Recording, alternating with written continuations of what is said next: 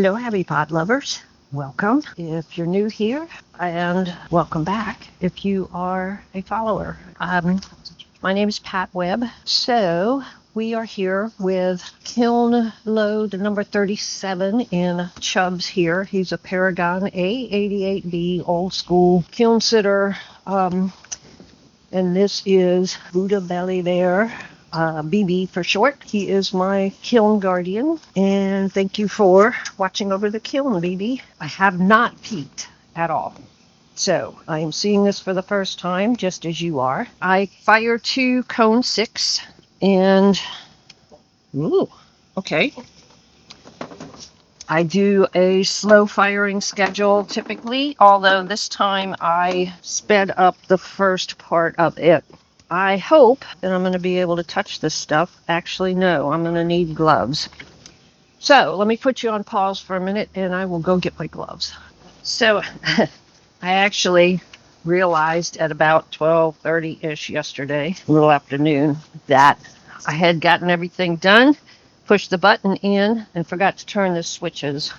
So I have some garden stakes in here that I used, some kiln posts, to keep them from falling off the shelf. So let's see what we've got here. This one has frosted lemon and bougainvillea in the flowers, canary yellow on the stamens. I forgot what I put on the little hummingbird there. And I think we have green tea and textured kiwi fruit on the leaves. So it turned out really sweet. That'll look nice in a flower pot poking up out of the bottom. And then I did Mako's brown engobe on the stick part and wiped it back. And this is, I believe, Big Turtle clay. So it's got a little bit of a brownish cast already. This is a little dragon head, and this has, again, the brown engobe on the stake part, and it is, it's a crystalline glaze. I forget what it is, but he turned out pretty cute. Let's see if I can get it to focus. There we go. I'll get my face out of the way.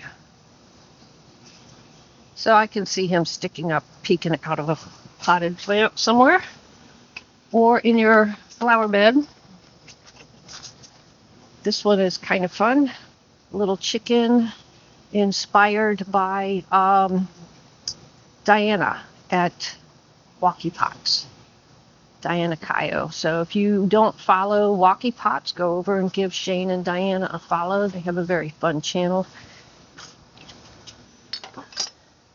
And then these were inspired by Ona Papagiorgio at Peacock Pots Pottery. She did a thing a while back about some little elephants that she had made. We call them Onaphants. She was inspired by our pottery community and the similarity between a herd of elephants who takes care of and nurtures everyone in the herd. They just stick together.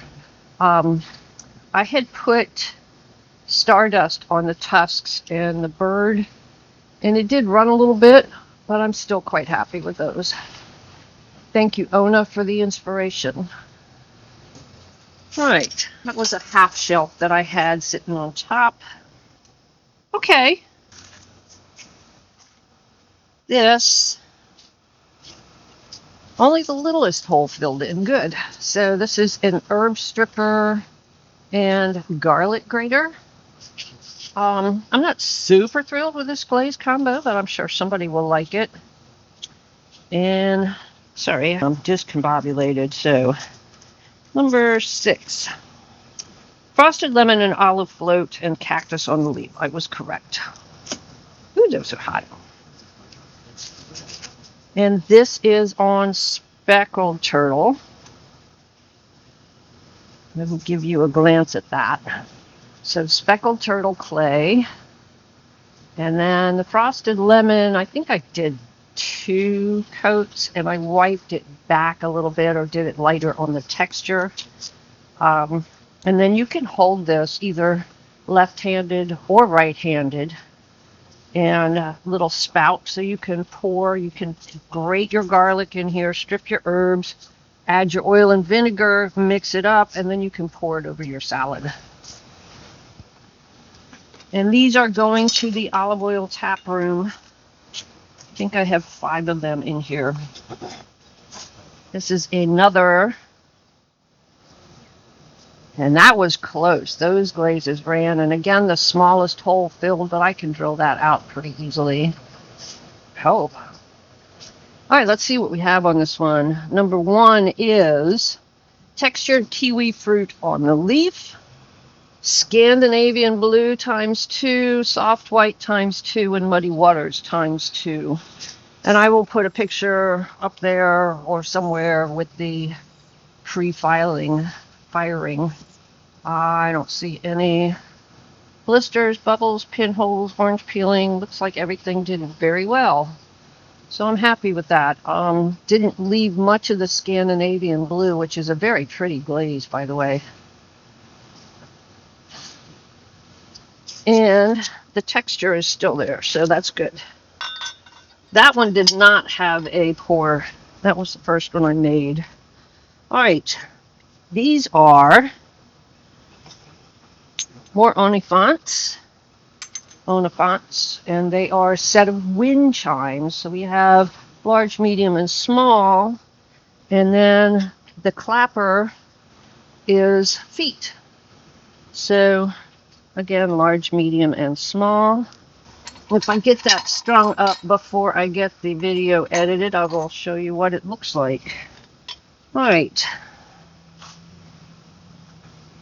This is a sprig mold that I was testing, and it has crystal nebula, okay, and stardust. So that was what was on the dragon as well, as crystal nebula.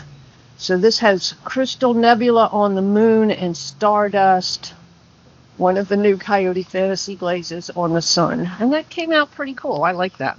And then this is a little hummingbird.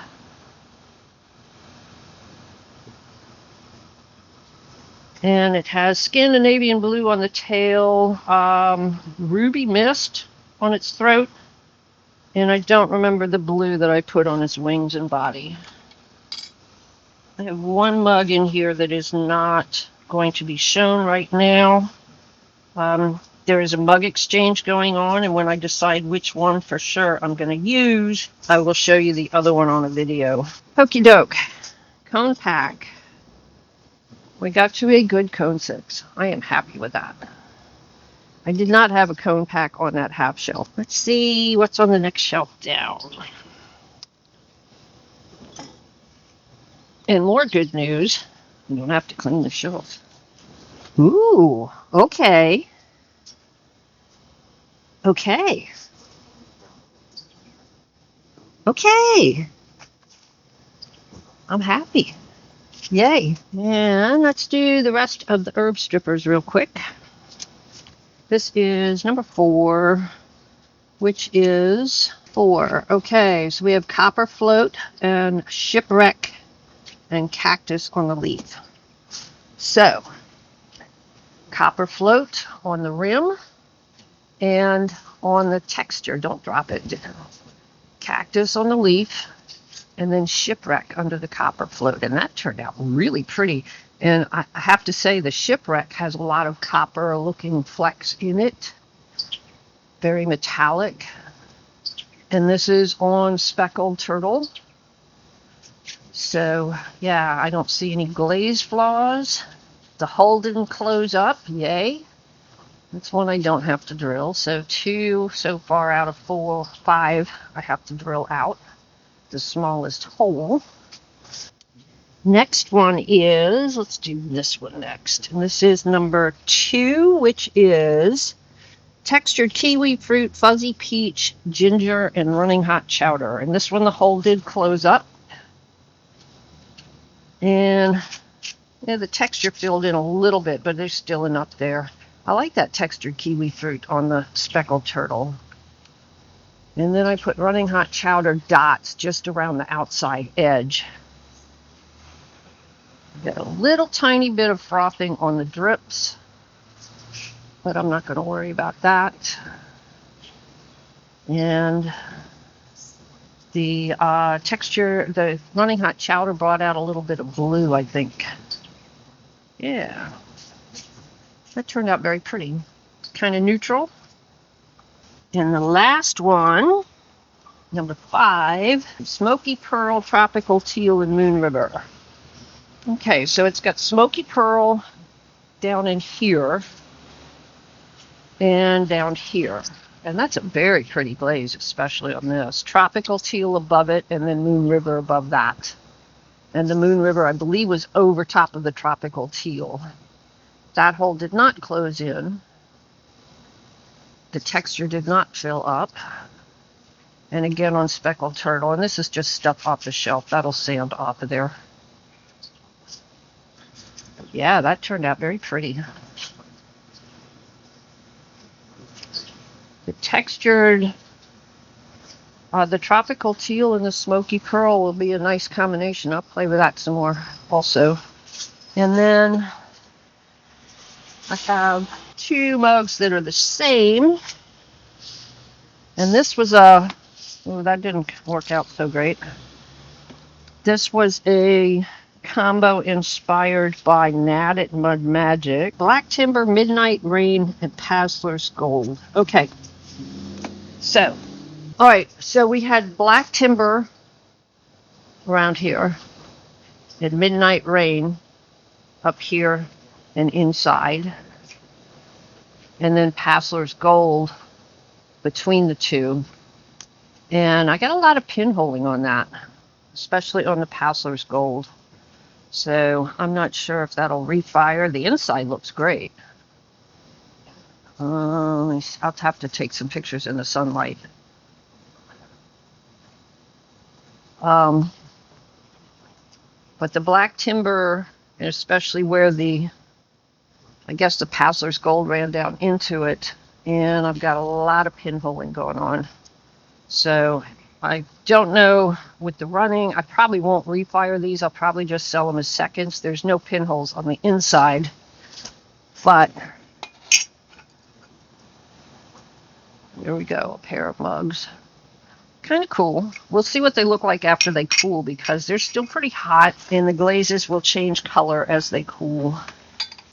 The colors typically will get more vivid as they cool off. And then this one.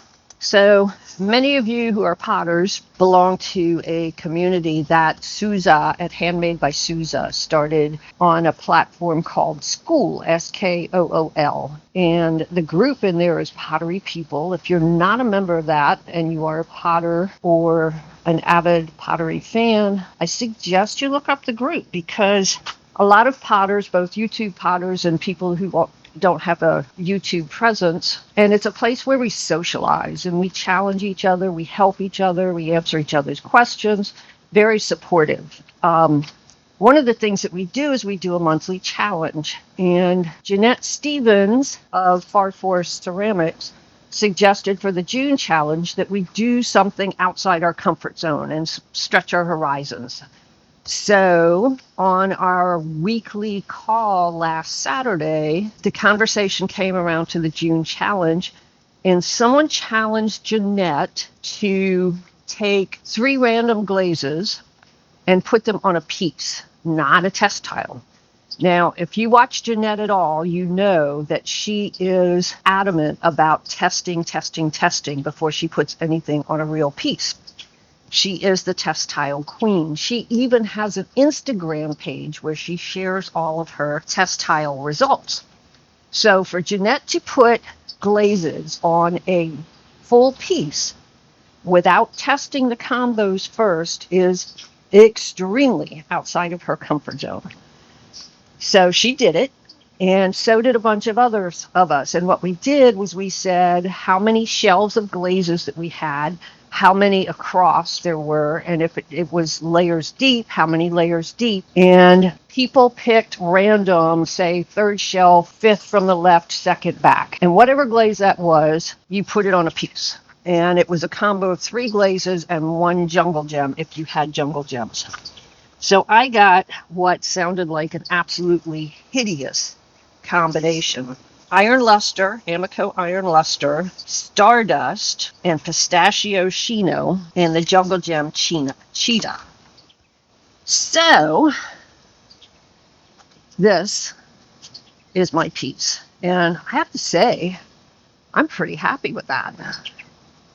So it's iron luster inside, and then I rolled the stardust over the rim, and pistachio chino down here and on the handle, and then it's a thing of bare clay in between, and then a stripe of iron luster, and then this is all stardust, and then I put the cheetah jungle gems over the stardust, and look at how blue that went.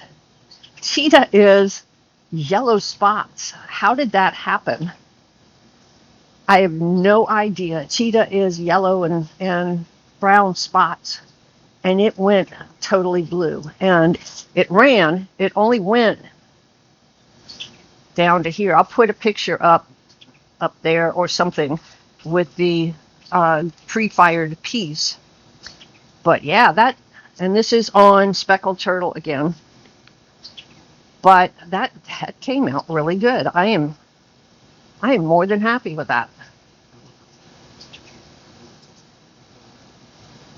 So I will share this. Oops. Are you pinging? I hope not. Something is pinging. I don't know if it was this or something else that is crazing. But anyway, yeah, that worked out pretty darn good. This is the cone pack from that shelf. We got to a cool 6, I would say, but it's still hot enough that my clay is vitrified. Normally, the middle shelf gets hottest, so that kind of surprises me. Let's see what's on the bottom shelf. I'm going to put my glove on for this because I'm pretty sure this shelf is hot.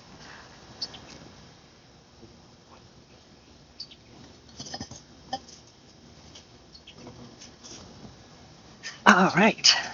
Nothing on my kiln shelf. Yay. Okay. That's interesting.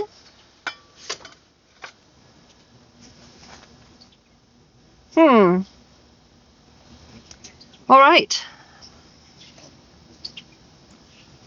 So this is a coffee pour over, and it is the famous birch cordovan combo with birch underneath and cordovan on top. But instead of flux, I used running hot chowder, and I just put a wavy band all the way around, inside and outside. The holes didn't close up. That little crack was there. Won't affect anything, but I will sell it as a second. I did glaze the bottom because I want it easy to clean. And I left a band of raw clay, and this is on roux. And you can see just a cordovan there, which extended down below the birch. But that came out nice. I'm not unhappy with that. And this is a garlic keeper. I have 2 garlic keepers here. Uh-oh, wrong lid. There's the right lid. Okay, so this was frosted lemon and kiwi. I think. I will put it on the screen. And I make these with a nice big flat top, and then it's got a little grater in here, so you can grate your garlic right there on the lid. But garlic needs air circulation to stay fresh, so. And then I decorate the bottom.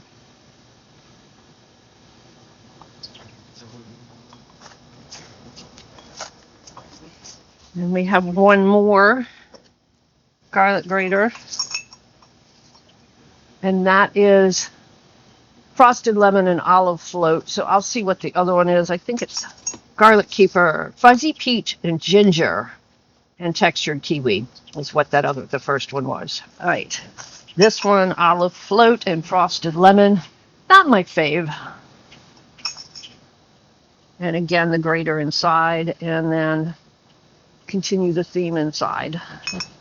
And a few of the holes filled up, but it's still got plenty of airflow. I see one little tiny crack right there, which is nothing. I will sand it, though. It's got a little bit of an edge to it, so I have to sand that smooth. And then again, I decorated the bottom. And then the last piece on here is a mozzie bowl. I make a wire that goes across here, and a mosquito coil goes in and it catches the ashes inside as it burns. And this is the classic black walnut and green tea combination, and where they overlap, it goes that metallic. I see no glaze defects in there. And this is on Seattle Pottery Supply Fool's Gold, which is a nice clay. Not too bad to work with. Yeah.